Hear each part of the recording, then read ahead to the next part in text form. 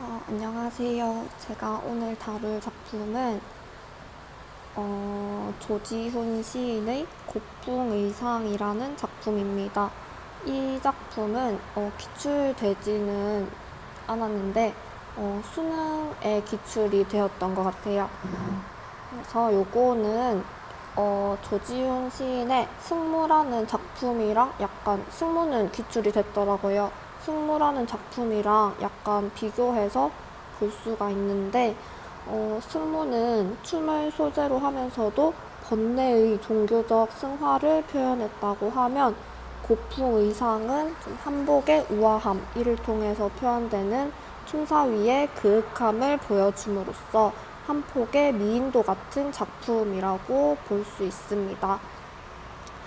고풍의상은 좀 외면적인 것만 이렇게 한복의 아름다움 이런 외면적인 것만 보여주는 좀 비교적 단순한 작품이어서 좀 더 좀 번뇌의 종교적 승화까지 표현된 승무가 출제가 됐던 것 같아요. 그래서 고풍의상을 들어가기 전에 먼저 특징을 간단하게 보자면 고풍의상은 고풍스러운 의상과 아름다움을 시적으로 살리기 위해서 우아한 가락과 옛 정치 넘치는 시어를 사용하고 있는데요. 이 옛 정치 넘치는 시어를 제가 연두색으로 표시를 해주었어요. 호장, 저고리, 치마, 운해, 당해, 아미 같은 게 옛 정치가 넘치는 시어라고 볼 수 있는데요.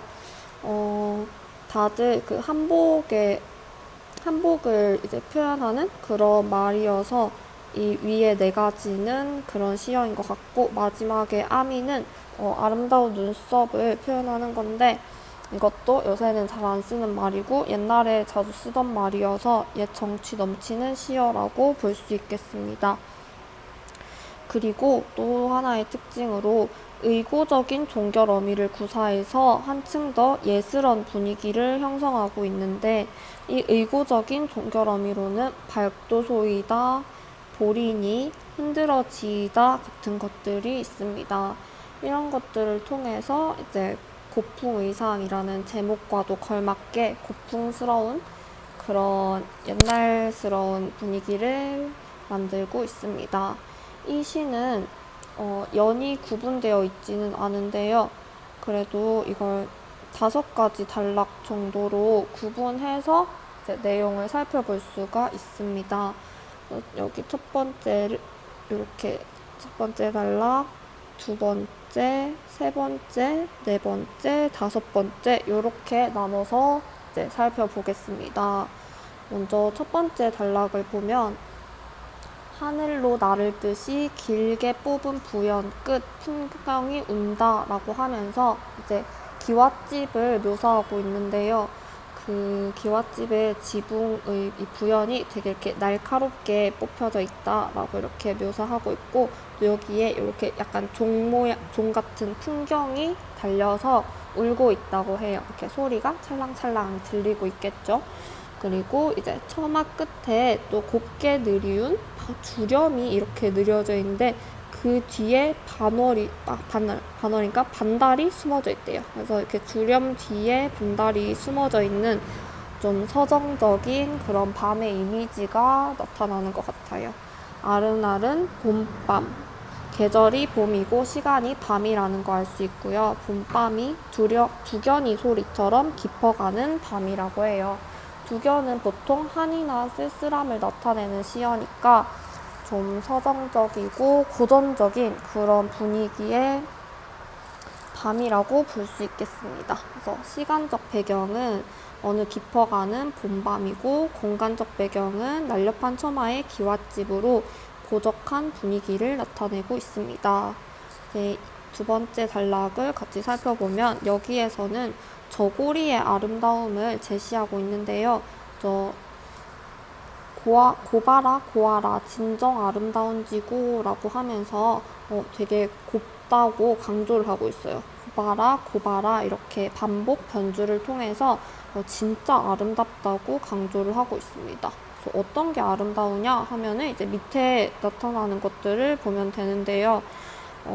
먼저 말씀을 드리자면 여기서 저고리, 그리고 치마, 그리고 여기 신발까지 해서 그 고풍 의상들이 정말 아름답다라고 이야기를 하고 있습니다.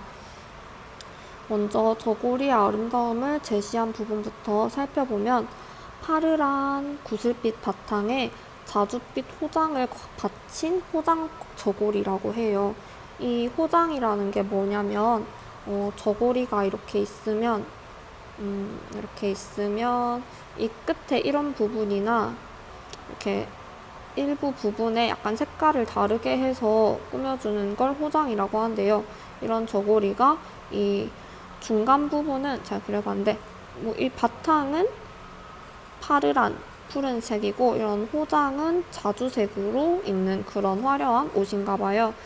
그리고 이제 호장 저고리에 이런 데 있는 동정은 또 하얗다고 얘기를 하고 있어요. 그래서 파르란 자줏빛 하얀과 같은 색채적인 이미지를 사용해서 저고리를 표현하고 있습니다.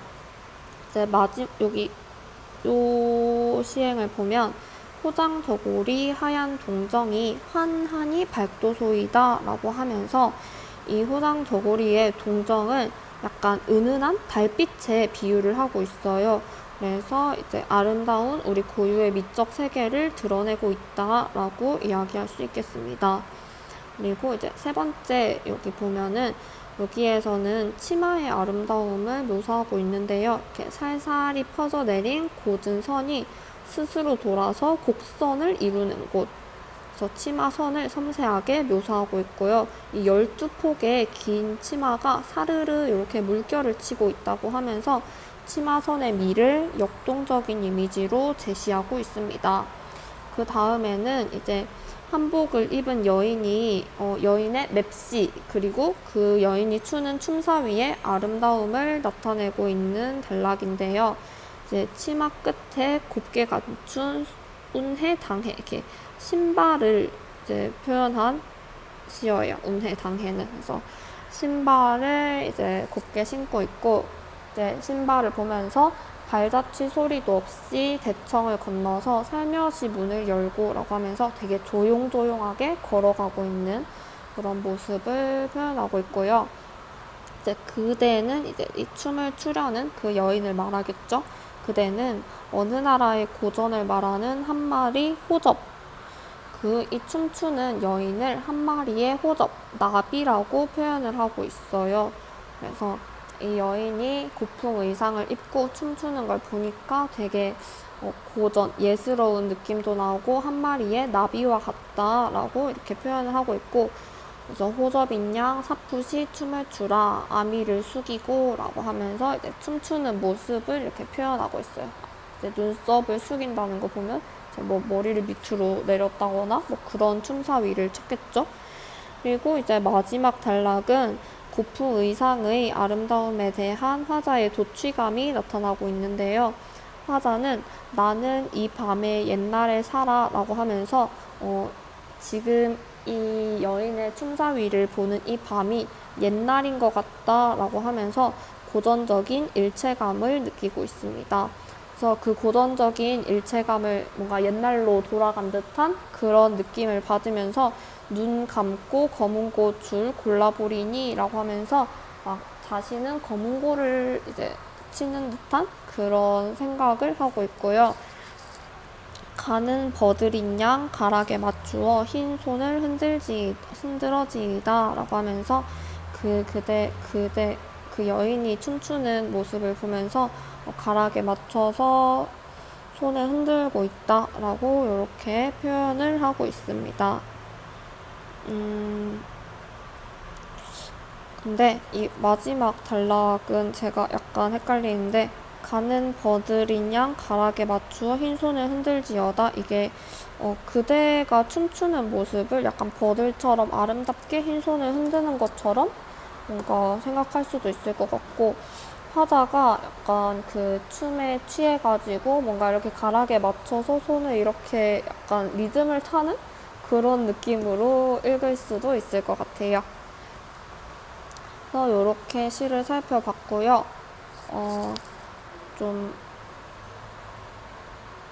네. 그리고 이제 외재적인 내용을 살펴보자면, 이 시의 창작 시기는 일제 말기인데요. 우리 거를 점차 상실해 가던 시기에 우리 것에 대한 그리움, 안타까움을 작품 내면에 투영시켜서 민족적인 정서를 환기시킨다는 긍정적인 평가를 내릴 수 있습니다. 하지만 아쉬운 점은 심오한 정통 문화의 정신세계로까지는 나아가지 못하고 외적인 묘사만 하고 있다는 그런 아쉬움이 있습니다. 네, 여기까지 고풍의상, 조지훈의 고풍의상 함께 살펴봤습니다. 감사합니다.